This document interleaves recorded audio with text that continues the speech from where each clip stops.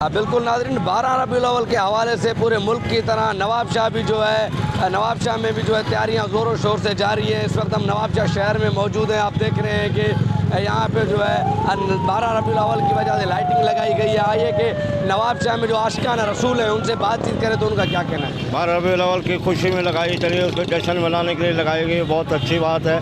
माशाल्लाह हमने खुद लगाई है, हमारी मस्जिद भी सजी हुई है, मलंग मस्जिद, और बहुत अच्छी बात है। लाइट लगाने से आका का मिलाद है, मना रहे हैं इस सिलसिले में। माशाल्लाह से हर साल की तरह इस साल भी माशाल्लाह से बहुत सजावट है, हर रोड सजा हुआ है माशाल्लाह से। हमने स्टॉल भी लगाया हुआ है 12 रबीउल अव्वल के लिए।